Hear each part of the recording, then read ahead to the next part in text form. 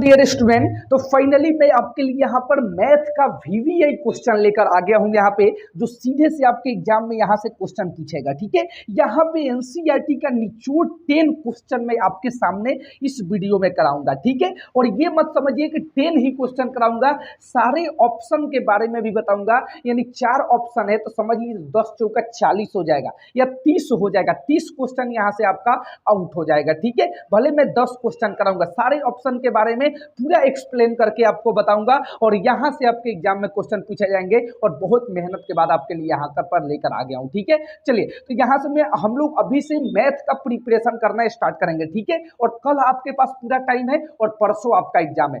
कल तक पूरा 100% हम प्रिपरेशन कर लेंगे। ठीक है, तो चैनल से नहीं जुड़े हैं तो जल्दी चैनल से जुड़ जाइए। चैनल पे नहीं है तो चैनल को सब्सक्राइब कर लीजिएगा ताकि सभी वीडियो का नोटिफिकेशन सबसे पहले आप तक पहुंचे और आपको एग्जाम में 100% रिजल्ट करके आना है। 40 में 40 एमसीक्यू सही करके आना है। ठीक है, तो जल्दी चैनल से जुड़ जाइए। ठीक है ना, चलिए तो देरी ना करते हुए चलते अपने क्वेश्चन की तरफ। बहुत मजा आएगा, आई होप बहुत मजा आएगा। आप वीडियो को फुल वॉच कीजिए। आप जब पूरा फुल वॉच करेंगे लास्ट में आप खुश हो जाएंगे। ठीक है, चलिए तो मैं देरी ना करते हुए चलते हैं अपने क्वेश्चन की तरफ और सारे क्वेश्चन का श्री विनाश करता हूं। ठीक है, चलिए फर्स्ट नंबर यहाँ पे क्वेश्चन है मेरा कि 140 को अभाज्य गुणनखंड के गुणनफल के रूप में लिखिए। अभाज्य गुणनखंड के गुणनफल के रूप में लिखना है किसको? 140 को। तो सबसे पहले हम यहाँ पे 140 का अभाज्य गुणनखंड निकालता हूँ। ठीक है, इस तरीके से देखिए, 2 से ये कितना हो जाएगा 70। ठीक है, फिर 2 से करेंगे ये कितना हो जाएगा 35। ठीक है, और फिर ये 2 से करेंगे तो ये 5 से करेंगे तो ये कितना हो जाएगा 7। ठीक है, अब नहीं कटेगा।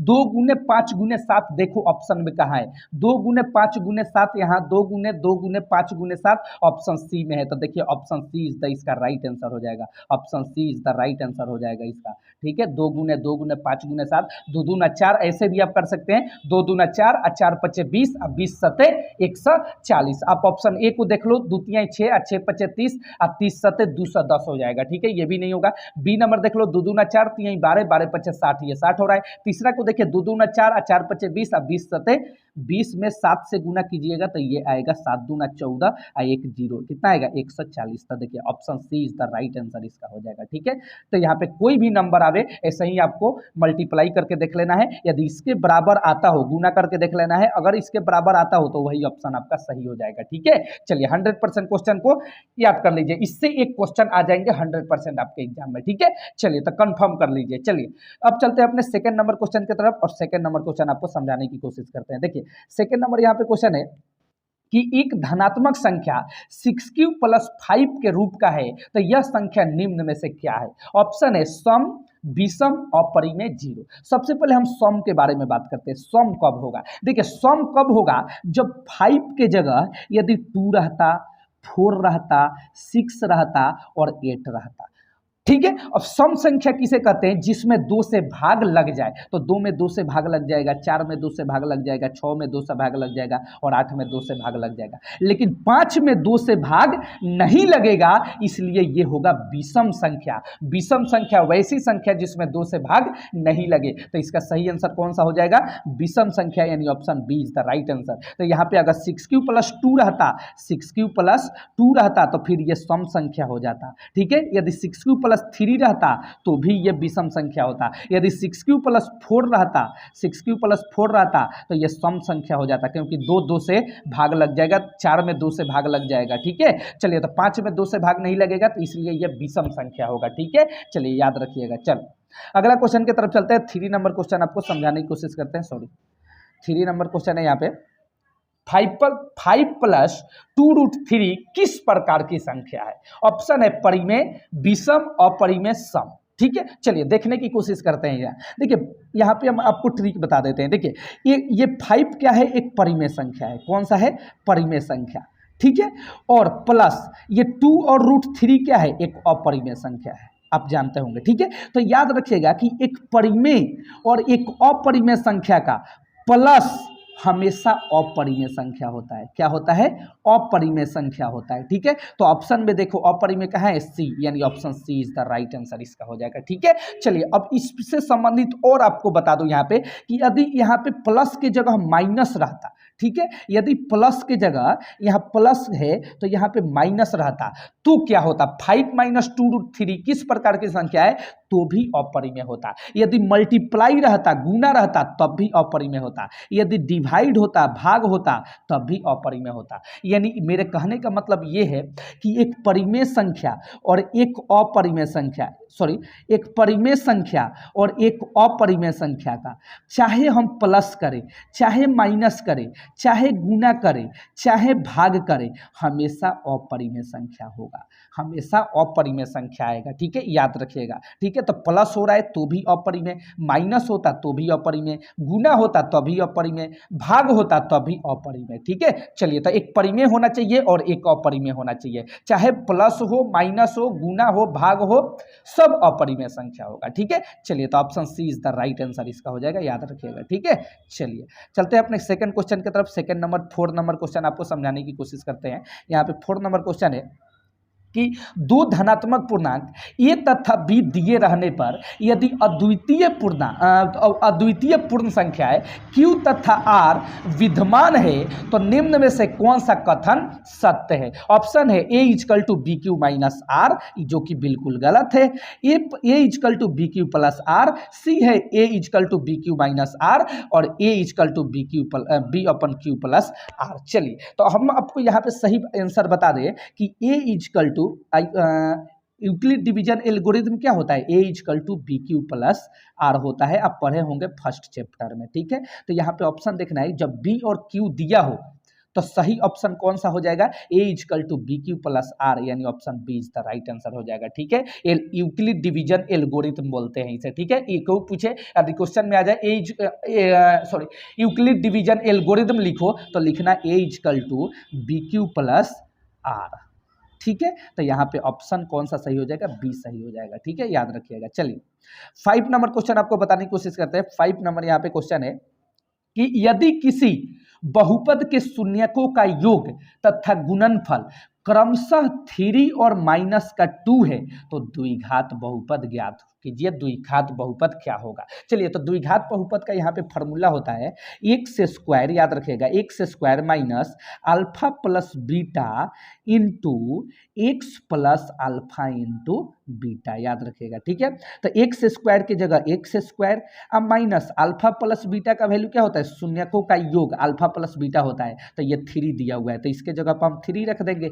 एक्स है तो एक्स रख दो, अब प्लस है तो प्लस लगा दो, और अल्फा इंटू बीटा गुणनफल होता है, तो वो कितना दिया हुआ है, माइनस का 2 दिया हुआ है, तो यहाँ पे माइनस का 2 रख दिया। ठीक है, चलिए, अब यहाँ पे हो जाएगा एक्स स्क्वायर माइनस 3x और प्लस माइनस क्या होता है, माइनस 2। तो ऑप्शन में देखिए x square minus 3x minus 2 किस में दिया हुआ है, एक्स स्क्वायर माइनस का 3 माइनस का 2 ऑप्शन सी में दिया हुआ है, तो option C is the right answer इसका हो जाएगा। ठीक है, option C is the right answer इसका हो जाएगा। ठीक है, निकालने के लिए भी आपको सिखा दिया। ठीक है, फॉर्मूला याद रखिएगा। चलिए, अगला क्वेश्चन आपको समझाने की कोशिश करते हैं। अगला क्वेश्चन आपको 6 नंबर बताने की कोशिश करते हैं। 6 नंबर यहाँ पे क्वेश्चन दिया गया है, किसी बहुपद px के लिए ग्राफ आकृति में दिया गया है, बहुपद के शून्यकों की संख्या कितनी होगी। तो चलिए, इसमें आपको हम ट्रिक बताते हैं। देखिए, जो जिसमें शून्यकों की संख्या पूछे, ऐसा आपको एक ग्राफ दे दे तो आपको कैसे बताना है। ठीक है, तो देखना है आपको, y वाले को आपको इग्नोर करना है, y को भूल जाना है, x को देखना है कि x को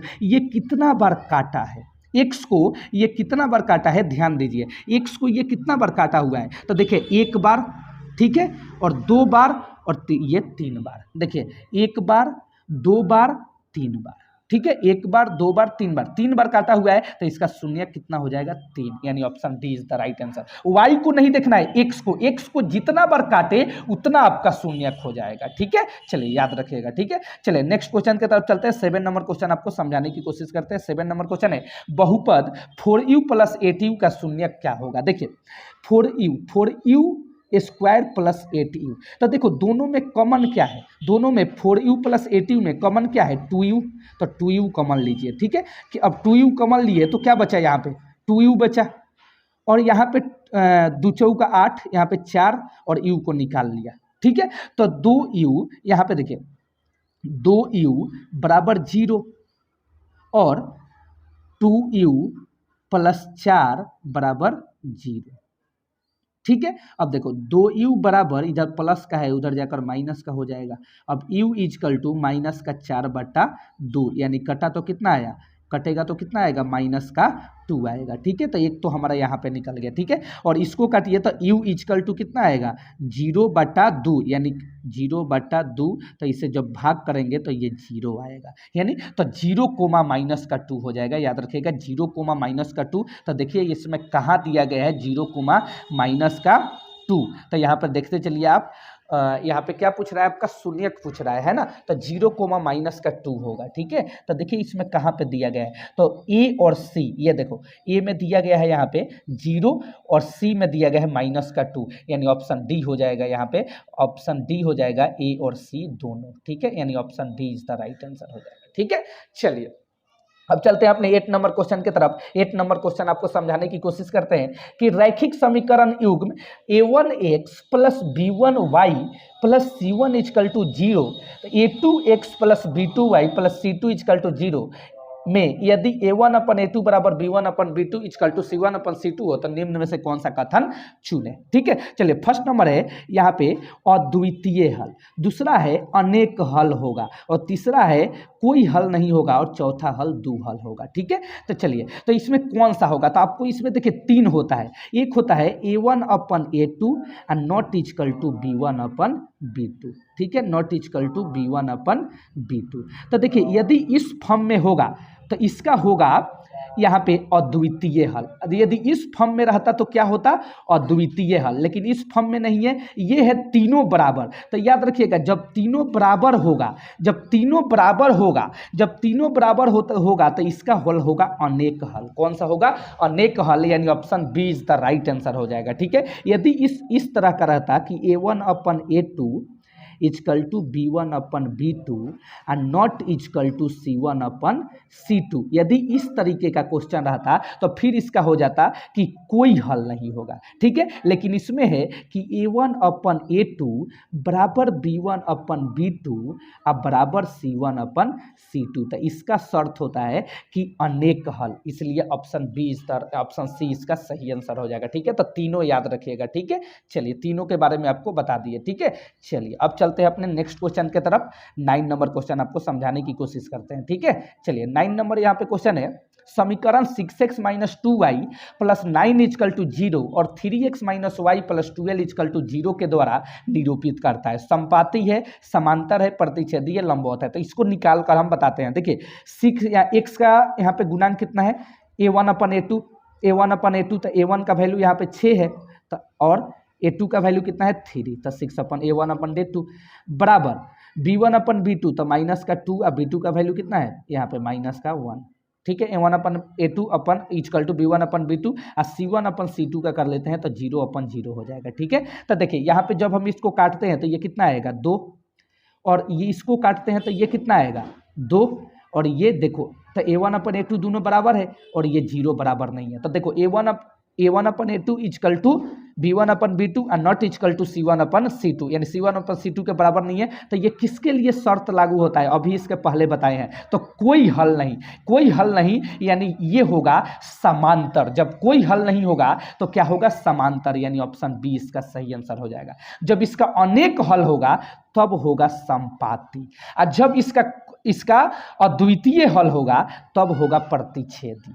ठीक है, तो इसका मतलब होता है कि कोई हल नहीं, तो कोई हल किसका नहीं होता है, समांतर का, यानी ऑप्शन बी इसका सही आंसर हो जाएगा। ठीक है, चलिए याद रखिएगा। ठीक है, चलिए लास्ट क्वेश्चन आपको कराता हूं 10 नंबर। ठीक है, चलिए 10 नंबर है, समीकरण युग्म x plus y equal to 6 और x minus y equal to 2 का हल है। ठीक है, तो देखिए यहाँ पे है x प्लस, एक सेकेंड आपको दिख नहीं रहा होगा, यहाँ पे है x plus y equal to 6। ठीक है, और दूसरा है x minus y equal to 2। ठीक है, चलिए तो y को यहाँ पे काट लीजिए, x कितना हो जाएगा 2x। ठीक है, और ये हो जाएगा 8। अब x इजकल टू 8/2 यानी 4 हो जाएगा। ठीक है, तो x का वैल्यू कितना आया 4। ठीक है, अब x का वैल्यू किसी में रख दीजिए, x का वैल्यू समीकरण 1 या 2 में रख दीजिए तो y का निकल जाएगा। तो हम इसमें रख देते हैं इसके जगह, तो 4x के जगह रख देते हैं, तो 4 + y = 6। ठीक है, तो जब हम y को निकालेंगे तो ये कितना हो जाएगा 6 - 4, 6 - 4 यानी कि कितना हो जाएगा 2, तो 4,2, 4,2। तो देखिए 4,2 इसमें कहाँ पे दिया हुआ है, 4,2 देखिए किस ऑप्शन में दिया गया है 4,2, तो ऑप्शन बी में दिया गया है, यानी ऑप्शन बी डी इसका सही आंसर हो जाएगा 4,2। ठीक है, तो चलिए इस सामाजिक विज्ञान में देखिए पूरा का 40 एमसीक्यू मैंने जो दिया सेम पूरा 40 लड़ गया। जो मेरे सब्सक्रिप्शन है उसको पता होगा, मैंने क्वेश्चन आंसर के भी डाला था वहां पे मिलाने के लिए बच्चों को। ठीक है, चलिए तो यहाँ पे उसी तरह जैसे सामाजिक विज्ञान में दिया था उसी तरीके से आपको यहाँ पर मैं मैथ में गारंटी लेता हूँ 40 में 40 दिलाने की। ठीक है, तो चलिए देरी ना करते हुए मैं क्वेश्चन की तरफ चलता हूँ, क्वेश्चन को स्टार्ट करता हूँ। यहाँ पर देखिए 11 नंबर क्वेश्चन है। सबसे पहले कि निम्नलिखित में कौन सा द्विघात समीकरण है, इसमें बताना है, चारों ऑप्शन है कौन द्विघात समीकरण है। तो सबसे पहले आपको पता होना चाहिए कि द्विघात समीकरण का मूल रूप क्या होता है। तो ये होता है x² + bx प्लस c। ठीक है, x² + bx + c होता है। ठीक है, जब इस फॉर्म का होगा तब भी वो द्विघात समीकरण होगा, यानी कि उसका स्क्वायर जो हो वो उसका पावर 2 आना चाहिए, यानी x² के फॉर्म में होना चाहिए, तब भी जाकर वो द्विघात समीकरण होगा, वरना नहीं होगा। तो उसी को हमें चेक करना है। तो सबसे पहले हम फर्स्ट ऑप्शन चेक करते हैं। देखिए ये हो जाएगा यहाँ पे x² माइनस का 3 में x से करेंगे 3x = x² - 7। x² से x² कैंसिल हो गया, ये भी नहीं होगा क्योंकि हमें क्या चाहिए x² चाहिए। ठीक है, तो ये x² से x² कैंसिल हो जा रहा है, तो ये भी नहीं होगा। चलिए सेकंड नंबर चेक करते हैं। ये होगा, इसको तोड़िए सबसे पहले, तो x², तो ये भी नहीं होगा। देखिए x² और बराबर में x², तो x² से x² यहाँ भी कट जाएगा, तो ये भी नहीं होगा। ठीक है, अब चलिए सी नंबर ऑप्शन चेक करते हैं। सी नंबर ऑप्शन है यहाँ पे x² और ये हो जाएगा 2x। ठीक है, तो देखिए यहाँ पे x² बच रहा है। ठीक है, इसी तरह हमें पूरा सॉल्व नहीं करना है क्योंकि ऑब्जेक्टिव में हमें तो सिर्फ गोला लगाना होता है, हमें सॉल्व करने से क्या मतलब है। ठीक है, तो यहाँ पे हमें डायरेक्ट चेक करना है क्योंकि वहां पे समय का महत्व होता है। कम समय में आपको देखिए मैथ में ज्यादा वक्त लेता है। ठीक है, मैथ में बहुत ज्यादा वक्त लगता है। ठीक है, तो मैथ में कम से कम समय में ज्यादा क्वेश्चन सॉल्व करने की कोशिश करेंगे। ठीक है, तो यहाँ पे देखेंगे x² और ये हो जाएगा आपका यहाँ पे 2x हो जाएगा, x में 2 से होगा, तो ये देखिए तो x² इधर नहीं आएगा, पूरा का पूरा x² इधर बचेगा, तो ये x² आ जा रहा है, यानी ऑप्शन सी इसका सही आंसर हो जाएगा। ठीक है, चलिए याद रखिएगा। ठीक है, चलिए आगे चलते हैं अपने नेक्स्ट क्वेश्चन की तरफ। नेक्स्ट क्वेश्चन आपको समझाने की कोशिश करते हैं 12 नंबर। ठीक है, चलिए 12 नंबर क्वेश्चन है, द्विघात समीकरण x² + x - 1 = 0 के मूलों की प्रकृति है। देखिए चार ऑप्शन है, वास्तविक और असमान। देखिए सबसे पहले हमें यहाँ पे देखना होगा कि वास्तविक और असमान कब होता है, वास्तविक और समान कब होता है। ठीक है, ये सबसे पहले समझने की कोशिश करेंगे। काल्पनिक कब होता है, चलिए तो इसी को हम देखते हैं। तो यहाँ पे सबसे पहले मूलों की प्रकृति निकालने से पहले हमें डी का वैल्यू हम निकालते हैं। अब डी कैसे निकालते हैं आपको पता होगा, b² - 4ac। ठीक है, अब यहाँ पे b का वैल्यू कौन होगा, b का वैल्यू x का गुणांक होता है। ठीक है, a का वैल्यू कौन होता है, x² का गुणांक, b का वैल्यू कौन होता है, x का गुणांक, और c कौन होता है, कांस्टेंट यानी अचर, यानी कि यहाँ पे 1 हो जाएगा। ठीक है, तो चलिए b² d का वैल्यू b² तो b² यानी b का वैल्यू कितना है 1, तो 1 का स्क्वायर माइनस 4ac, तो 4a का वैल्यू कितना है 1, और c का वैल्यू कितना है -1। ठीक है, तो 1 का स्क्वायर 1 और माइनस माइनस प्लस, अब 4 1 जा 4 एकम 4, 4 एक कितना हो जाएगा 5 हो जाएगा। यहाँ पे देखिए तो 5, तो ये देखिए यहाँ पे d का वैल्यू 0 से बड़ा है, d का वैल्यू 0 से बड़ा है, तो याद रखिए जब d का वैल्यू 0 से बड़ा होगा तो वास्तविक और असमान होगा। क्या होगा, वास्तविक और असमान। यदि d का वैल्यू यदि d का वैल्यू 0 के बराबर है तो ये होगा हमारा वास्तविक और समान। क्या होगा, वास्तविक और समान होगा। ठीक है, चलिए, और यदि d का वैल्यू 0 से छोटा हो, d का वैल्यू 0 से छोटा हो तो ये होगा काल्पनिक। क्या होगा, काल्पनिक होगा। ठीक है, तो यहाँ हमें क्या आया है हमारा आंसर फाइनली, तो यहाँ पर हमारा आंसर आया है डी का वैल्यू 0 से बड़ा आया है, तो ये क्या होगा, वास्तविक और असमान होगा। ठीक है, यदि 0 के बराबर आता तो फिर समान होता, वास्तविक और समान होता, लेकिन यहाँ पे डी का वैल्यू 0 से बड़ा आया है तो वास्तविक और असमान होगा, याद रखिएगा। ठीक है, चलिए इससे एक क्वेश्चन आ जाएंगे आपके एग्जाम में। ठीक है, चलिए अगले क्वेश्चन की तरफ चलते हैं। अगला क्वेश्चन हमारा 30 नंबर क्वेश्चन है। यहाँ पे देखिए, यहाँ पे 30 नंबर हमारा क्वेश्चन है कि एक्स स्क्वायर सॉरी क्वेश्चन है 30 number, x square plus b x plus c equal to 0 के दो भिन्न वास्तविक मूल होंगे यदि, यहाँ पे ऑप्शन दिया गया है, तो यहाँ पे बताना है कि दो मूल वास्तविक होंगे, यहाँ पे अभी आपको बताया। ठीक है, तो वास्तविक कब होगा, वास्तविक कब होगा बाबू, जब 0 के बराबर हो या 0 से बड़ा, इसमें समान और असमान नहीं बोल रहा है, तो वास्तविक दोनों में होगा, जब 0 से बड़ा हो, 0 से बड़ा हो डी का वैल्यू, और जब डी का वैल्यू 0 के बराबर हो, तो दोनों फॉर्म में होगा। ठीक है, तो हम चेक करते हैं इसमें। ठीक है, तो सबसे पहले हम ए को चेक करते हैं, तो देखिए यहाँ पे ये नहीं होगा क्योंकि यहाँ पे 0 से छोटा है, तो ये तो काल्पनिक हो जाएगा। ठीक है, तो ये तो होगा ही नहीं, ऑप्शन है।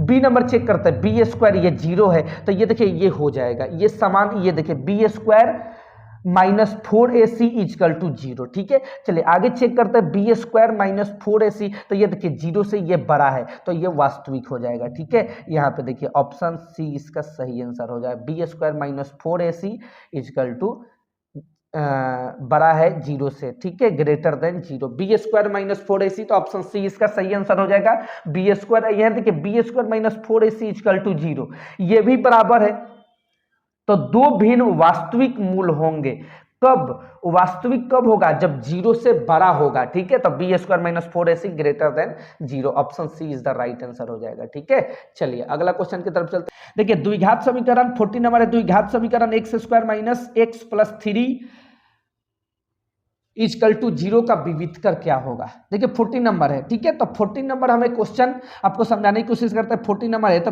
विविधकर निकालना है, यानी डी का वैल्यू निकालना है, तो डी का वैल्यू कितना होता है, बी स्क्वायर -4ac, बस यहाँ पे फॉर्मूला पुट कर दीजिए, तो बी स्क्वायर यानी बी का वैल्यू कितना है, -1, तो -1 का स्क्वायर, -4ac, तो 4 ए का वैल्यू कितना है, यहाँ पे 1 है, और सी का वैल्यू कितना है, यहाँ पे सी का वैल्यू 3 है ना। चलिए तो 1 का स्क्वायर 1, ठीक है, -1 का 1 हो जाएगा, -4 3 जा 12, और 12 में से 1 गया तो कितना बचेगा, -11, यानी -11 कौन से ऑप्शन में है, तो देखिए ऑप्शन डी में -11 है, यानी ऑप्शन डी इसका सही आंसर हो जाएगा। ठीक है, याद रखिएगा। ठीक है, चलिए आगे को चलते हैं, अगला क्वेश्चन आपको समझाने की कोशिश करते हैं। 50 नंबर क्वेश्चन है। यहाँ पे प्रथम पद ए एवं सार्वंतर डी वाले ये पी का एनवा पद निम्न में से कौन है। एनवा पद क्या होता है, एनवा पद एन, तो ये होता है a + n-1 इंटू डी होता है। ठीक है, a + n-1 इंटू डी हो जाएगा। ठीक है, तो यहाँ पे देखिए ये कौन से ऑप्शन में सही है, तो a + n-1 इंटू डी,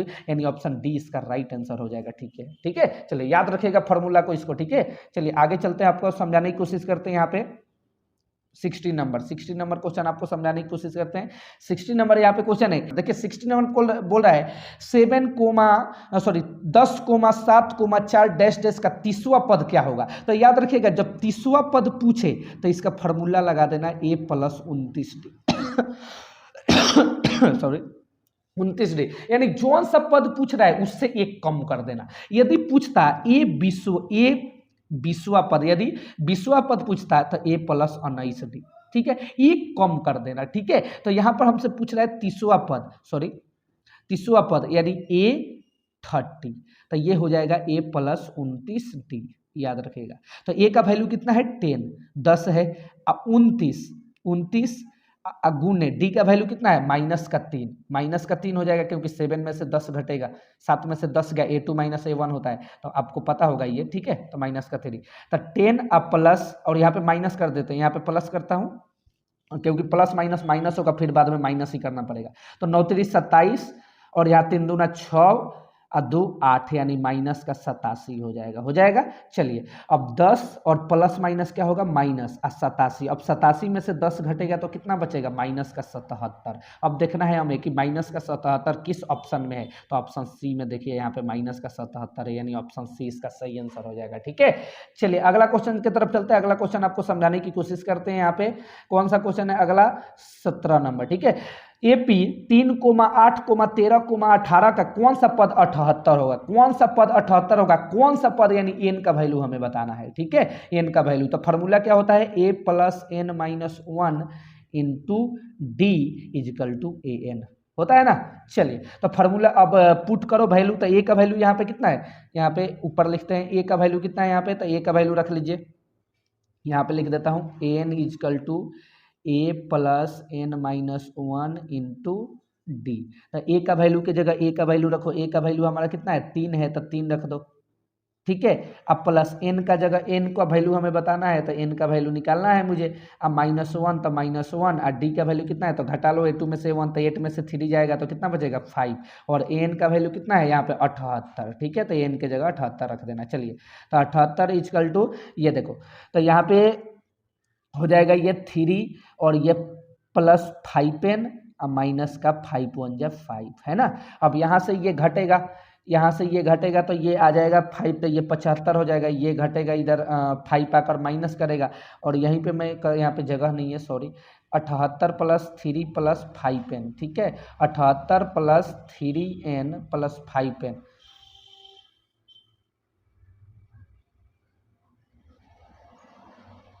ये था 78 इजिकल टू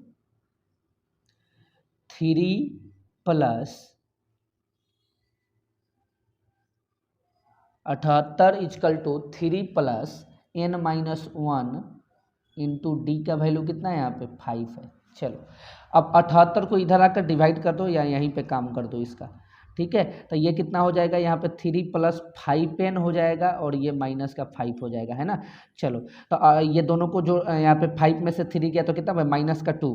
ठीक है, तो माइनस का 2 इधर आकर प्लस हो जाएगा, तो ये 80 हो जाएगा, 80 इजकल टू 5n हो जाएगा। तो n का वैल्यू 5 इधर आकर भाग करेगा, तो ये 16 × 85 16 × 85 यानी 16 इसका सही आंसर हो जाएगा। यानी 16वां पद जो है, 16वां पद इधर आकर n इजकल टू ये 80/5 होगा, और ये डिवाइड करेंगे तो ये 16 होगा, यानी n का वैल्यू कितना 16, यानी 16वां पद, 16वां पद हमारा जो होगा 16वां पद वही हमारा 78 होगा, यानी ऑप्शन बी सही आंसर हो जाएगा। ठीक है, चलिए अगला क्वेश्चन की तरफ चलते हैं। अगला क्वेश्चन आपको समझाने की कोशिश करते हैं, अगला क्वेश्चन क्या होता है। ठीक है, चलिए तो अगला क्वेश्चन यहाँ पे है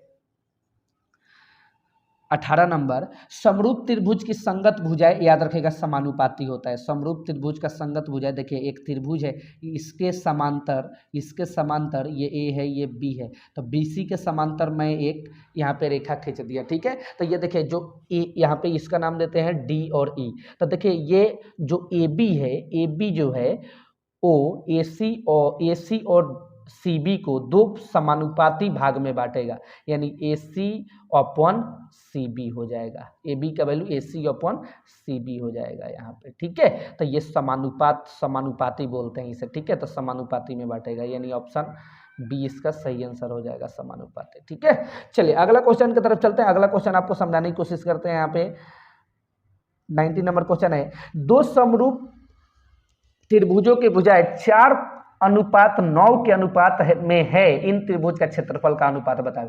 देखिए ये भुजा का अनुपात दिया हुआ है, देखिए याद रखिए ट्रिक मेरा, जब भुजा का अनुपात दिया रहे और क्षेत्रफल पूछे तो 4 का स्क्वायर कर दो, 4 का वर्ग 16 और 9 का स्क्वायर वर्ग कर दो तो ये 81, यानी इसका अनुपात कितना हो जाएगा, क्षेत्रफल का अनुपात 16:81। तो देखिए ऑप्शन में कहाँ दिया गया 16:81, कहाँ दिया गया, तो देखिए यहाँ ऑप्शन डी में दिया गया, यानी ऑप्शन डी इसका सही आंसर हो जाएगा। ठीक है, याद रखिएगा। चलिए अगला क्वेश्चन की तरफ चलते हैं। अगला क्वेश्चन आपको समझाने की कोशिश करते हैं, 20 नंबर लास्ट क्वेश्चन आपको समझाने की कोशिश करते हैं। ठीक है, चलिए 20 नंबर यहाँ पे क्वेश्चन है, त्रिभुज एबीसी में AB बराबर 6√3 centimetre, AC equal to 12 centimetre और BC इक्वल टू 6 सेंटीमीटर, तो कोण B क्या होगा। तो याद रखिएगा यहाँ पे पाइथागोरस का फॉर्मूला होता है AC का स्क्वायर इक्वल टू AB का स्क्वायर प्लस BC का स्क्वायर।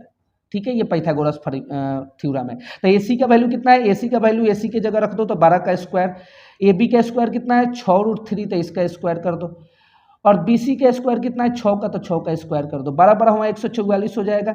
अच्छा के 36 है, 36 से 108 हो जाएगा, 108 में 6 का स्क्वायर 36 है, दोनों को जोड़िएगा तो 144 हो जाएगा, यानी 144 144 दोनों बराबर आ जा रहा है। ठीक है, तो दोनों बराबर आ जा रहा है 144 और 144, तो ये देखिए ये पाइथागोरस थ्योरम को संतुष्ट करता है। अब पाइथागोरस थ्योरम कैसे बनता है, सॉरी पाइथागोरस थ्योरम कैसे समकोण त्रिभुज कैसे बनता है, ऐसे, यानी यहाँ पे बी जो होता है वो समकोण होता है, ये ए होता है, ये बी होता है, ये सी होता है, तो समकोण यानी 90 डिग्री, तो दोनों बराबर है, तो जो बी हो जाएगा वो 90 डिग्री का हो जाएगा। ठीक है, तो 90 degree option C is the right answer इसका हो जाएगा। ठीक है, चलिए तो यहीं पे अपने क्वेश्चन को एंड करते हैं और मिलते हैं नेक्स्ट वीडियो में 21 से लेकर 40 तक एक ही वीडियो में आपको दे दूंगा। ठीक है, तो चलिए मिलते हैं नेक्स्ट वीडियो में, और ये सारे क्वेश्चन को आपको ढंग से प्रिपरेशन कर लेना है, एक भी क्वेश्चन को मिस नहीं करना है। मिलते हैं नेक्स्ट वीडियो में, चैनल पर नहीं है तो चैनल को सब्सक्राइब कर लीजिएगा और ग्रुप में जुड़ जाइएगा, लिंक डिस्क्रिप्शन में दे दूंगा। मिलते हैं नेक्स्ट वीडियो में, तब तक के लिए bye bye, love you all.